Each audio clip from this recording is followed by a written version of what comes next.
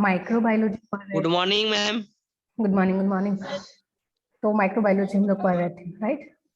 और माइक्रोबायोलॉजी में हम लोग अप टू बैक्टीरिया कंप्लीट कर लिए थे, उसके आगे हम लोग नेक्स्ट पढ़ेंगे, ठीक है। ओके, अब हम लोग जो नेक्स्ट पढ़ेंगे दैट इज एल्गी। तो एल्गी आपने देखा होगा फ्रेश वाटर में या फिर कहीं पे भी ग्रीन ग्रीन टाइप का जो प्रेजेंट होता है, एक लेयर ग्रीन टाइप का जो दिखेगा पानी के ऊपर, तो दैट इज एल्गी मेनली। तो ये मेनली कहाँ प्रेजेंट है? वाटर बॉडीज में प्रेजेंट है एल्गी। तो अब इसका कैरेक्टरिस्टिक्स का अगर आप बात करते हैं तो ये मे भी हो सकता है कि यूनिसेलुलर होगा या इवन मल्टीसेलुलर होगा। यूनिसेलुलर सिंगल सेल्ड है तो यूनिसेलुलर, अगर एक सेल से ज्यादा प्रेजेंट है दैट इज मल्टीसेलुलर। तो दोनों फॉर्म में हो सकता है। उसके बाद अब यहाँ पे क्या है कि ग्रीन कलर प्रेजेंट है। तो ग्रीन कलर प्रेजेंट है, ग्रीन कलर का दिख रहा है कि दैट मीन्स कि इसके पास क्या है? क्लोरोफिल। और क्लोरोफिल अगर प्रेजेंट है तो ये क्या हो जाएगा? ऑटोट्रॉप्स हो जाएगा, अपना खाना खुद बनाएगा। तो एल्गी क्या है? सेप्रोफाइटिक नेचर का नहीं है, हेटेरोट्रॉप्स नहीं है, ऑटोट्रॉप्स है। वो अपना खाना खुद प्रिपेयर कर सकता है। क्लोरोफिल है इसके पास इसीलिए। और क्लोरोफिल क्या है? पिगमेंट्स है ग्रीन कलर का, तो इसलिए ये हम आपको ग्रीन कलर का दिखता है। कभी कभी आप कहीं गए होंगे तो वाटर बॉडीज में एक येलो, सॉरी ग्रीन कलर का एक चादर जैसा दिखते होंगे, पूरा एक लेयर है, तो वो हमारा एल्गी रहता है। उसके बाद अब यहाँ पे जो उसका सेल वाल है तो ऑब्वियस सेल वाल जो भी होगा तो इवन चिटिन का होगा, सेलुलोज का होगा या कंजुगेटेड प्रोटीन्स का होगा। तो जितना सभी के जैसा ही इसका भी सेल वाल सेलुलोज का बना है और एज अ फूड हम इसको यूज करते हैं, जो मोस्टली कार्बोहाइड्रेट्स और विटामिन में इनरिच होता है। उसके अलावा अब सीज में बहुत ज्यादा मिलता है, तो इसीलिए इसमें बहुत ज्यादा प्रचुर मात्रा में आयोडीन भी पाया जाता है। और इवन एज अ फर्टिलाइजर्स भी हम इसको यूज करते हैं एग्रीकल्चर पार्ट्स में। उसके बाद सी बेड्स में एक नया तरह का एल्गी प्रेजेंट होता है जिसको डायटम्स बोलते हैं। तो डायटम्स क्या है कि इवन 40% जो सी है हमारा समुद्र है, अब समुद्र बहुत नीचे बहुत गहरा समुद्र है तो उस गहराई में डायटम्स प्रेजेंट रहता है। ये लेवल पे नहीं रहता, एकदम अंदर में। तो अब वहां पे क्या है कि सी है तो बहुत ज्यादा एक्वेटिक एनिमल्स होंगे, बहुत ज्यादा फिश है वटेवर बहुत ज्यादा रहेंगे। तो वहां पे ये क्या करता है कि अप टू 40% फोटोसिंथेसिस का ये काम करता है सी में। उसके बाद क्या है कि अब ये फोटोसिंथेसिस किया, खुद खाना बनाया, तो दूसरों को भी खाना प्रोवाइड करता है डायटम्स। दूसरा काम क्या करता है? पहला तो ये काम किया, दूसरा काम क्या किया कि ऑक्सीजन दिया, एज अ प्लांट ये ऑक्सीजन दिया। और तीसरा काम क्या किया कि अब जो इसमें बहुत ज्यादा मात्रा में सिलिका प्रेजेंट रहता है, तो उसको सिलिका है तो अभी इसको क्या करते हैं कि एज अ मेटल को पॉलिश करने के यूज में हम ला सकते हैं, या मेनली टूथ पाउडर के रूप में यूज कर सकते हैं, और हीट इंसुलेटर के रूप में यूज करते हैं डाइटम्स का। तो ये था ऑल अबाउट एल्गी। नेक्स्ट है फंगी। तो ये जो फंगी है ये बहुत ज्यादा डाइवर्स ग्रुप है, बहुत ज्यादा, जैसे इसका है कि थोड़ा बहुत ज्यादा डाइवर्सिटी नहीं है, एक जैसा ही लगभग सब है। यूनिसेलुलर मल्टीसेलुलर हो सकता है बट न्यूट्रिशंस का मोड जो है वो एक जैसा है, या सारा कोई ग्रीन कलर का है, सभी में क्लोरोफिल प्रेजेंट है, ऑटोट्रॉप्स है, फ्री फ्लोटिंग है, वाटर बॉडीज में प्रेजेंट है, तो समानताएं बहुत ज्यादा है। लेकिन फंगी में क्या है कि डाइवर्सिटी बहुत है, विविधता बहुत ज्यादा है, बहुत ज्यादा। तो इसीलिए इसका जो क्लासिफिकेशन है डिफरेंट डिफरेंट ग्रुप में किया गया है। तो फंगाई के बारे में आपने पहले भी पढ़ा होगा, अप टू 12th में भी फंगी का क्लासिफिकेशन आप पढ़े होंगे। तो अब इसका क्लासिफिकेशन के बारे में हम जानते हैं। तो फर्स्टली यूकारियोटिक है, ऑब्वियस। थोड़ा तो हम पहले क्या पढ़े? प्रोकारियोटिक एंड यूकारियोटिक, इससे पहले वाले प्रीवियस क्लास में हम पढ़े थे। तो जिसमें हम देखे थे कि यूकारियोटिक है तो थोड़ा हायर क्लासिफिकेशन है उसका, जो प्रोकारियोटिक्स है वो प्रिमिटिव टाइप के सेल्स है। तो अब यहाँ पे क्या है कि ये जो फंगी है, तो इससे पहले एल्गी पढ़े तो वहां पे हम क्या देखें कि उसमें क्लोरोफिल प्रेजेंट है, दैट्स व्हाई वो ऑटोट्रॉप से अपना खाना खुद प्रिपेयर करता है, प्लस दूसरों के लिए भी खाना देता है। बट ये जो फंगी है ये क्या है? सैप्रोफाइट्स है और पैरासाइट्स है। सैप्रोफाइट्स क्या होता है कि जो मेनली बेडिकाइन चीज पे रहे, कोई भी चीज सड़ गया है तो उससे अपना खाना ले, डिकम्पोजर लोग जो करते हैं, या पैरासाइट्स दूसरे पे निर्भर रहे, अपना खाना खुद प्रिपेयर नहीं कर सकता। तो ये क्या है कि फंगी यूजुअली अपना खाना प्रिपेयर नहीं कर सकता, या तो कोई डे डिकेइंग चीज है, कोई सड़ रहा है, कोई भी चीज गल रहा है, कोई चीज, तो उस पे उसे ये अपना खाना लेगा या किसी पे निर्भर रहेगा खाना के लिए। ठीक है, तो ये तो इसका न्यूट्रिशन मोड हुआ। दूसरा, अगर आप इसका सेलेंट फीचर्स की बात करेंगे तो यहाँ पे क्या होता है कि इसका जो सेल वॉल है मेनली पॉलीसैकेराइड्स का बना होता है। पॉलीसैकेराइड्स है तो चिटिन हो सकता है, मैनन हो सकता है, ग्लाइकोप्रोटीन हो सकता है, समाओ कंजुगेटेड प्रोटीन हो सकता है। तो इन सब से इसका जो सेल वॉल है काफी रिजिड है, तो उसका ये बना हो सकता है। उसके बाद अब ये यूकारियोटिक्स है तो ऑब्वियस न्यूक्लियर मेम्ब्रेन इसमें प्रेजेंट है, न्यूक्लियाई है, और न्यूक्लियाई में न्यूक्लियर मेम्ब्रेन प्रेजेंट है, क्रोमोसोम्स भी पेयर्ड है, और क्या है कि इसका जो रिप्रोडक्शन है इधर सेक्सुअली भी हो सकता है, एसेक्सुअली भी हो सकता है, और दोनों एक साथ हो सकता है। विद इन एक प्लांट्स में इवन सेक्सुअली भी रिप्रोड्यूस कर रहा है, एसेक्सुअली भी कर रहा है, और दोनों भी कर रहा है। उसके बाद एक और है वेजिटेटिव बॉडी जो है, ये माइसीलियम है। अब इसमें कुछ कुछ टर्मिनोलॉजी आएगा, माइसीलियम, हाइपी, तो ये सब किसको बोलते हैं। तो इसके लिए हम एक शेयर कर रहे हैं दूसरा कुछ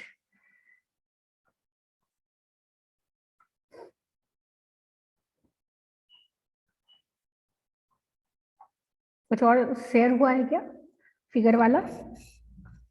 यस मैम। तो ये चीज हालांकि आप पहले भी पढ़ लिए थे, बट जानने के लिए कि माइसेलियम, हाइपी, स्पोर्स क्या क्या चीज है, कहाँ प्रेजेंट होता है। तो ये क्या है, फंगी है, ये क्या है, मेनली मशरूम है। तो मशरूम, तो ये यहाँ पे जो चीज है, ये यहाँ पे है, उसको हाइपी बोलते हैं, और ये टोटल का जो कॉम्बिनेशन है दैट इज माइसीलियम। तो यही है इसका माइसीलियम, वेजिटेटिव पार्ट्स है माइसीलियम। और ये लोग का हाइपी और माइसीलियम का मेनली काम क्या होता है कि कोई भी डिस्ट्रीब्यूशन करना, न्यूट्रिएंट्स को डिस्ट्रीब्यूशन करना थ्रू आउट पूरे पूरे जो भी फंगी है इसमें पूरे में डिस्ट्रीब्यूट करना, यही मेजर इसका उपयोगिता है। उसके बाद ऊपर वाला रिप्रोडक्टिव स्ट्रक्चर्स है, और ये यहाँ पे स्पोर्ट्स है। अब दूसरा क्या है कि हाइपी रहता है, तो हाइपी आप यहाँ पे देखें, ये इसका हाइपी है। तो हाइपी में दो तरह का रहता है, एक दो तरह का पढ़ेंगे, सैप्टेट और ए सैप्टेट। तो सैप्टेट में क्या है कि सेप्टा प्रेजेंट होगा, सेप्टा कुछ नहीं है, क्या बोलते हैं उसको, बीच बीच में धारीदार जो रहता है दैट इज सेप्टा। तो जैसे कि यहाँ पे देखिए ये अदरक जैसा आपको दिख रहा है, तो यहाँ पे क्या है कि एक एक कुछ कुछ लेयर्स प्रेजेंट है, that is present of septa. अगर सेप्टा प्रेजेंट है तो उसको हम लोग सेप्टेट हाइपी बोलते हैं। अगर सेप्टा नहीं प्रेजेंट है, कुछ भी नहीं है यहाँ पे, कोई डिविजन्स नहीं है, तो उसको नॉन सेप्टेट या ए सेप्टेट हाइपी बोलते हैं। ठीक है, यहाँ तक में कोई दिक्कत? ओके, फिर से हम अपना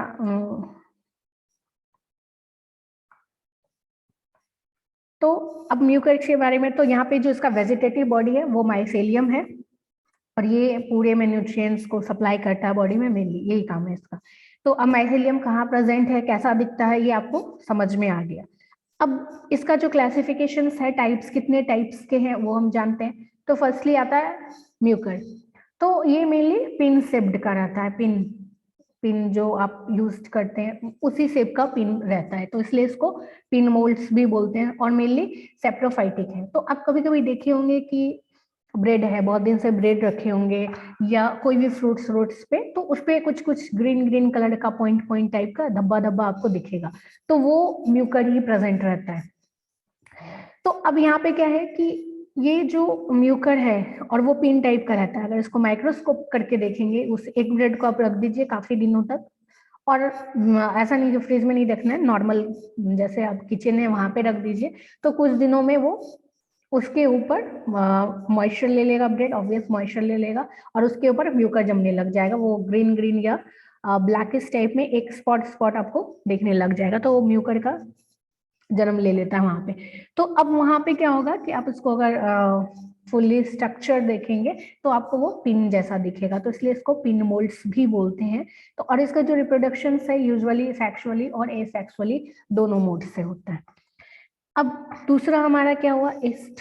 तो ईस्ट का जो यूज है बहुत ज्यादा यूज है, कहाँ हम यूज करते हैं, मेनली वाइन बनाने में, बियर बनाने में, ब्रेड्स बनाने में। तो ईस्ट और इवन फर्मेंटेशन में आप जो भी किचन में भी आप लोग ईस्ट रखते हैं, तो ईस्ट का बहुत ज्यादा किचन वर्क है, तो काफी अच्छा है। और जितना भी एक्सेप्शनल चीजें हैं वो ईस्ट में है। मान लीजिए कोई भी चीज का आपको एक्सेप्शनल पूछ रहे हैं, क्वेश्चन आया गया है कि फंगी में ये चीज प्रेजेंट होता है एक्सेप्ट विच फंगी, तो वहां पे बिना कुछ सोचे ईस्ट टिक मार दीजिए। जितना भी एक्सेप्शन चीज है वो ईस्ट में ही होता है। अब यहाँ पे हम ईस्ट के बारे में पढ़ रहे हैं, तो ये सबसे सिंपलेस्ट यूनिसेलुलर फंगी है, बहुत ज्यादा इसमें डाइवर्सिटी नहीं है। दूसरा शेप की बात करें तो स्फेरिकल या एलिप्टिकल टाइप का रहता है, और चूंकि ये सबसे सिंपलेस्ट फॉर्म ऑफ फंगी है, तो ऑब्वियस क्या होगा कि इसका जो मोड ऑफ रिप्रोडक्शन होगा ऑब्वियस क्या होगा, एसेक्सुअल, क्योंकि जितना ज्यादा क्या बोलते हैं हाइयर क्लासिफिकेशन होता है तो वहाँ मोड ऑफ रिप्रोडक्शन सेक्सुअल होने लग जाता है। तो चूंकि ये यूनिसेलुलर है इसलिए इसका जो स्पोर्स का फॉर्मेशन है वो बडिंग के द्वारा होता है, और इसके द्वारा हालांकि इसका बहुत ज्यादा यूजफुल वर्क्स भी है किचन में, बट ये बीमारी भी फैलाता है, ऐसा नहीं है कि सभी यूजफुल ही है। तो रिंग वर्म्स हो गया, ईयर इन्फेक्शन हो गया, लंग इन्फेक्शन हो गया, तो वो ईस्ट के कारण होता है। एक और है ईस्ट लाइक फंगी। तो अब ये जो ईस्ट लाइक फंगी है, तो यहाँ पे क्या हो रहा है कि जनरली ईस्ट में हाइपी प्रेजेंट नहीं होता है, इसीलिए बोले कि ईस्ट में बहुत ज्यादा एक्सेप्शनल है। तो इसमें क्या हो रहा है कि अब यहाँ पे हाइपी प्रेजेंट नहीं होता है ईस्ट में। तो ईस्ट लाइक फंगी, ईस्ट नहीं है लेकिन उसके जैसा है। अब उसके जैसा होगा तो क्या होगा, कुछ समवाव कैरेक्टरिस्टिक्स उसमें मिलेगा। तो अब इसमें क्या कैरेक्टरिस्टिक्स मिलता है कि ये ईस्ट के जैसा ग्रोथ करता है, और इसके जैसा, लेकिन इसमें क्या होता है कि थोड़ा हाइपी रहता है, टोटली ईस्ट जैसा नहीं है।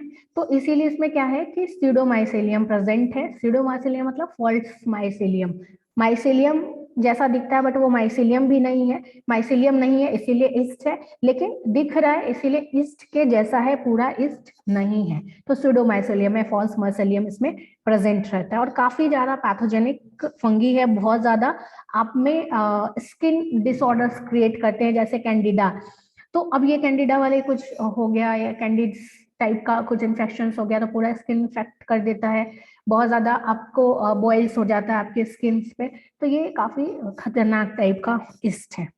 और ये क्या है कि क्लासिफिकेशन ईस्ट लाइक फंगी है, लेकिन ईस्ट नहीं है, उसके जैसा दिखता है, उसके जैसा ग्रोथ करता है, लेकिन इसमें थोड़ा फीचर्स इससे अलग है, इसलिए इसको ईस्ट लाइक फंगी बोलते हैं।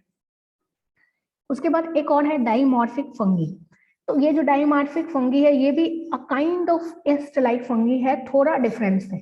ये डिफरेंस क्या हो गया, तो इसमें क्या है कि मॉर्फोलॉजी में दो तरह का है, डाइमॉर्फिक है मतलब दो तरह का मॉर्फोलॉजी है इसमें।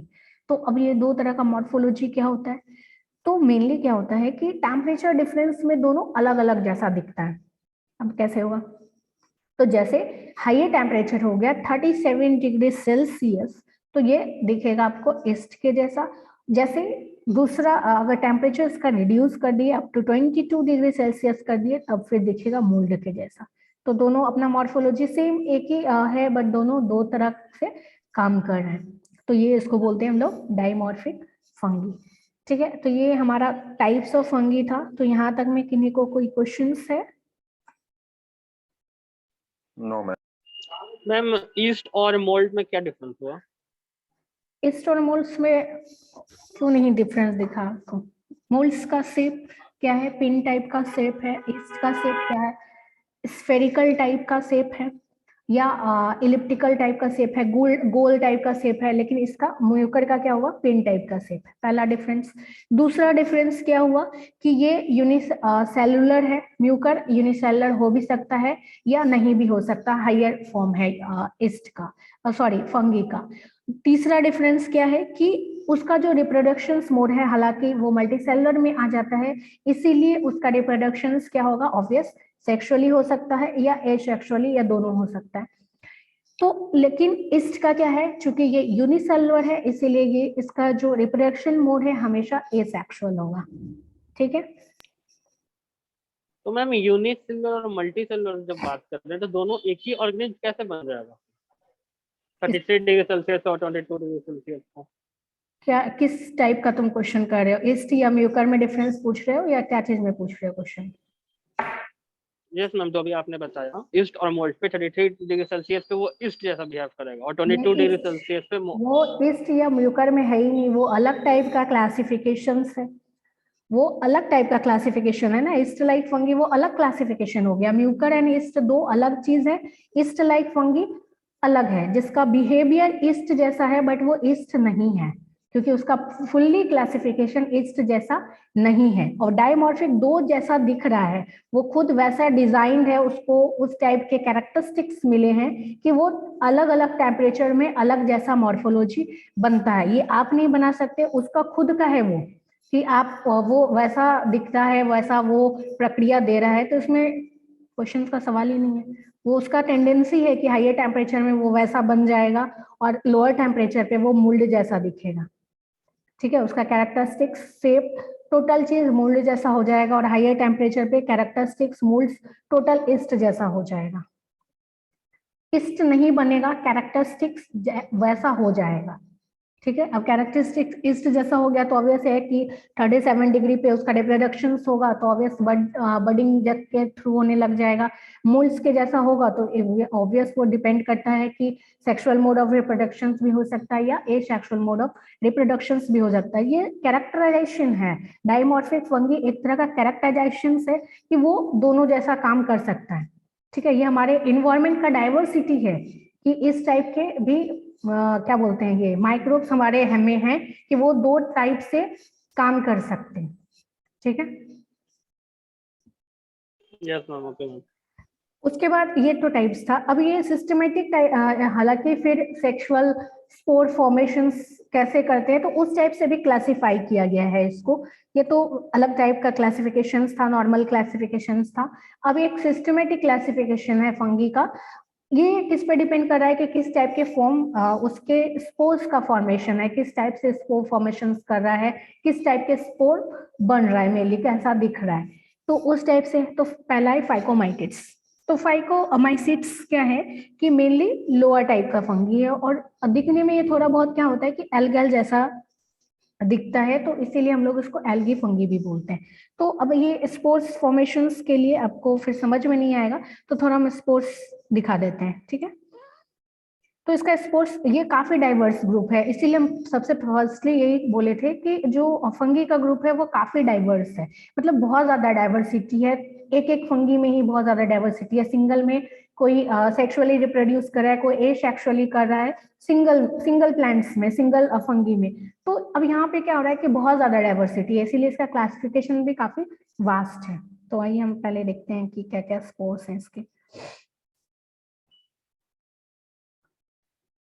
तो अब यहाँ पे देखिए, एक है जू स्पोर्ट्स।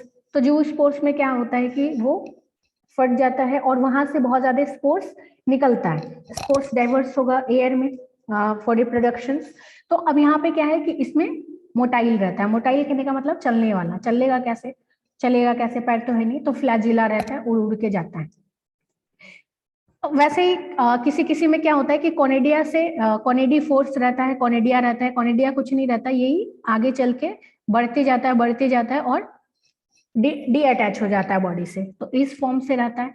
तो ऐसे और एक जाइगोस्पोर्स वाला होगा।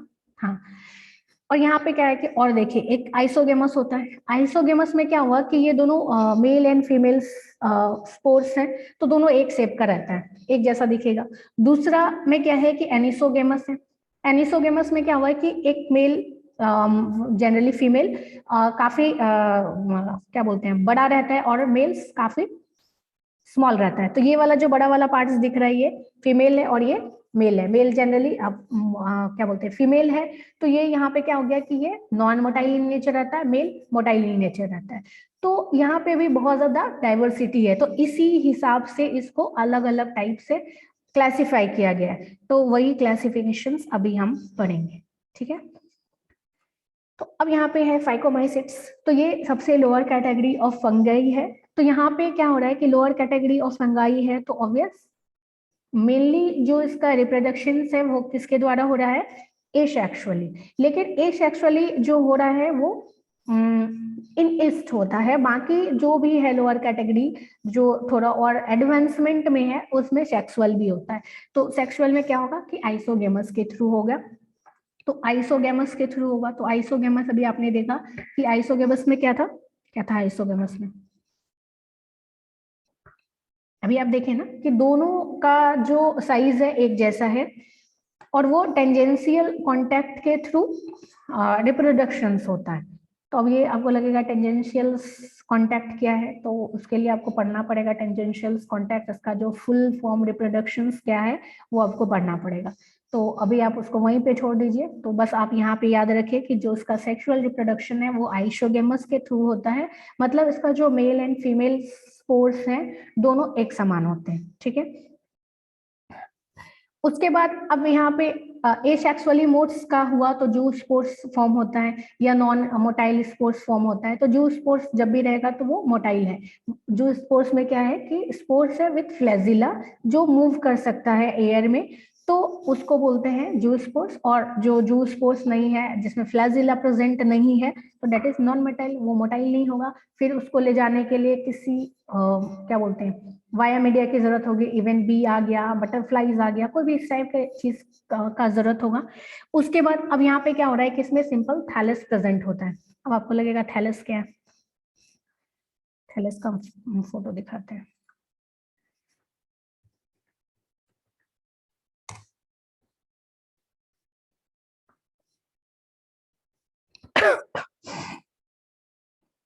कुछ शेयर हो रहा है क्या? No ma'am. ओके अभी यहाँ पे शेयर हो रहा होगा। Yes ma'am. Yes, ma'am. तो इस टाइप के जो भी चीज दिख रहे हैं, एक मिनट,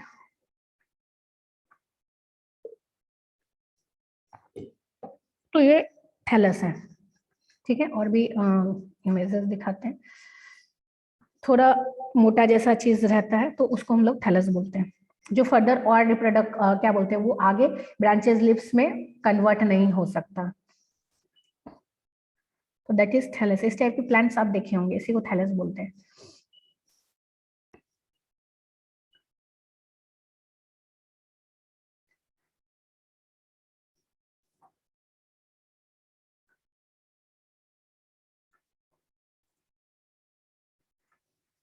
तो अब यहाँ पे क्या है कि सिंपली फाइकोमाइट्स जब आ रहा है तो वो सबसे लोअर कैटेगरी का फंगी है। लोअर कैटेगरी है तो दैट मीन सिंपलेस्ट टाइप का फंगी है।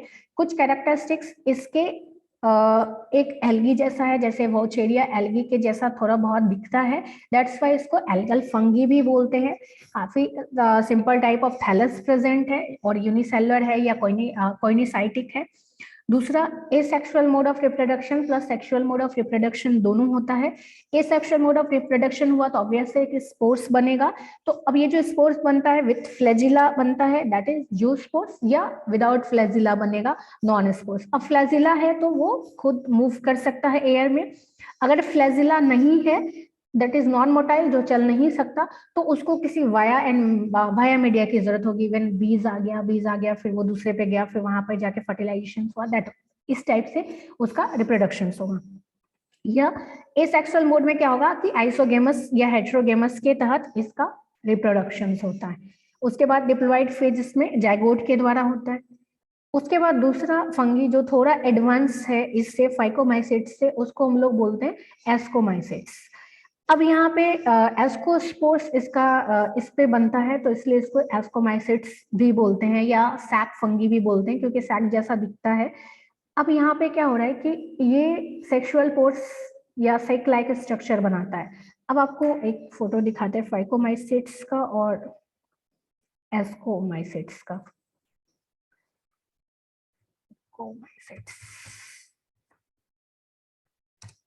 और एक एस्कोमाइसेट्स।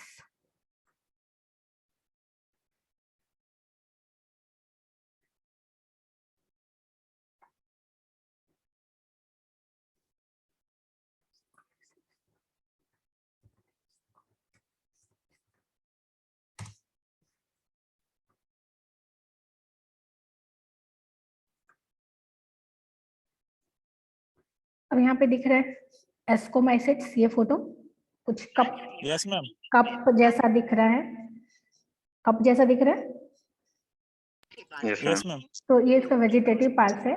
और दूसरा एक फाइकोमाइसिट्स दिखा रहे हैं, फाइकोमाइसिट्स इस टाइप से रहता है, ये कॉनिडिया का फॉर्म है देखिए। तो ये सबसे सिंपलेस्ट फॉर्म है, तो कॉनिडिया के फॉर्म में धीरे धीरे ये आगे आगे पार्ट्स बढ़ता है, तो उससे इसका रिप्रोडक्शन होता है।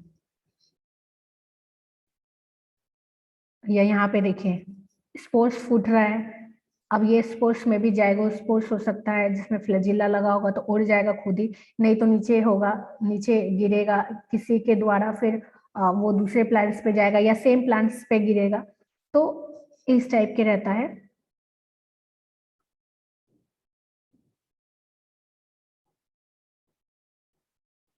चलिए अब फिर हम वहां पे आते हैं। तो दोनों का कैरेक्टरिस्टिक्स में आपको अलग दिखा, फाइकोमाइसिट्स में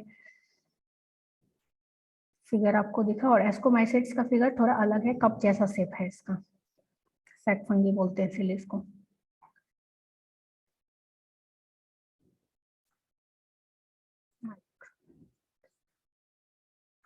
ओके तो अब हम एस्कोमाइसिट्स में, तो जनरली जो एस्कोमाइसिट्स हैं वो कहाँ पे प्रेजेंट रहते हैं, मोस्टली टेरेस्ट्रियल। टेरेस्ट्रियल कहने का मतलब है कि जमीन पे, पानी में नहीं रहता है, मेनली एज ए सेप्टोफाइट्स या पैरासाइटिक्स फॉर्म में रहता है। सेप्टोफाइट्स किसी सरे गले पे रहेगा या फिर पैरासाइटिक्स है तो किसी पे निर्भर करेगा, इसी टाइप से इसका न्यूट्रिशन मोड है।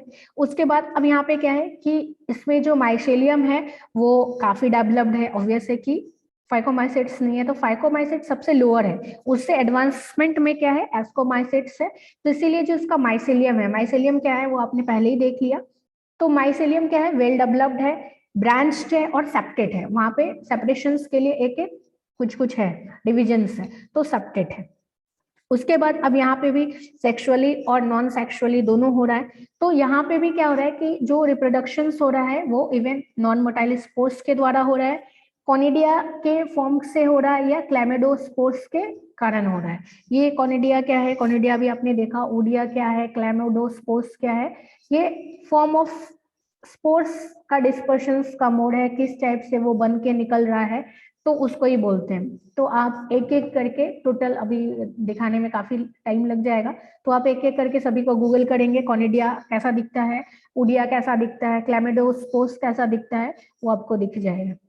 उसके बाद अब यहाँ पे क्या है, सेक्सुअल रिप्रोडक्शन कैसे होगा, तो ऑब्वियस गैमेटेंजिया के फ्यूजन से होगा, ऑब्वियस दो सेक्सुअल रिप्रोडक्शन कब होगा, जब फीमेल स्पोर्स या मेल गैमेट्स दोनों मिलेगा, female gametes and male gametes मिलेगा, मेटिंग टाइप का रहेगा।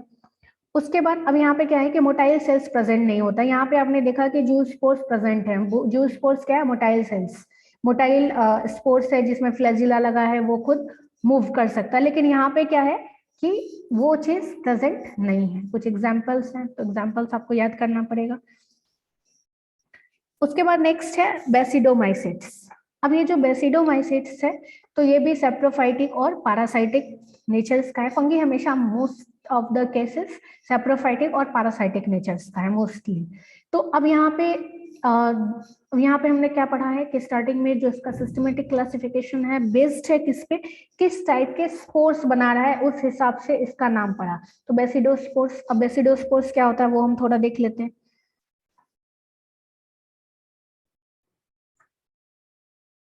कैसा दिखता है मेनली,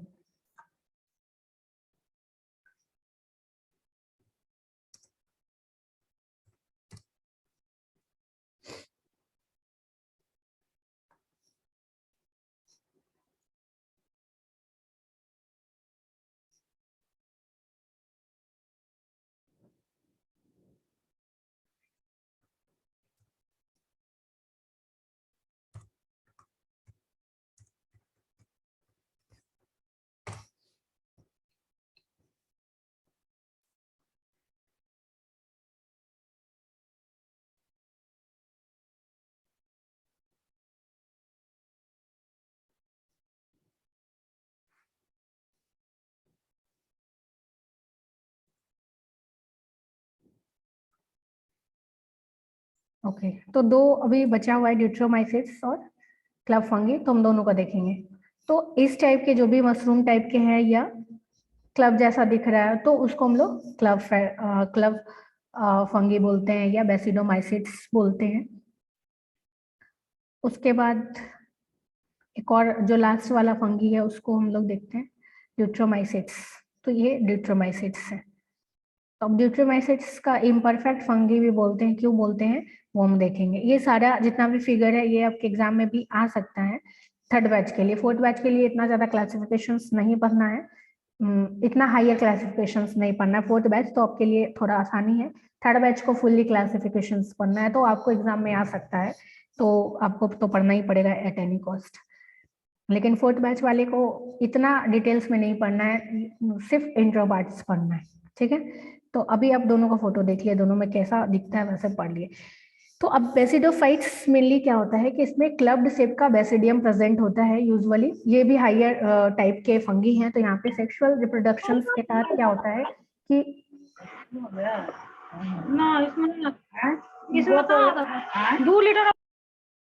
तो यहाँ पे क्या हो रहा है कि बेसिडोफाइट्स में मेनली क्या आ रहा है कि बेसिडोस्पोर्स बन रहा है। डिफरेंट टाइप ऑफ स्पोर्स के कारण ही ये अलग टाइप का नाम पड़ा है। जिस टाइप के स्पोर्स बन रहे हैं उस टाइप से इसका नाम पड़ा है। तो अभी ये बेसिडोमाइसिट्स में क्या है, बेसिडोस्पोर्स टाइप के स्पोर्स बनते हैं।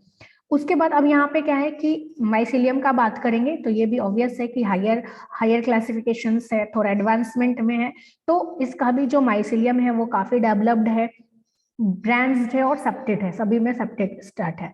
उसके बाद एसेक्सुअल मोड ऑफ रिप्रोडक्शन, यहाँ पे फ्रेगमेंटेशन के थ्रू होता है, बडिंग के थ्रू होता है और डिफरेंट मोड्स के थ्रू होता है।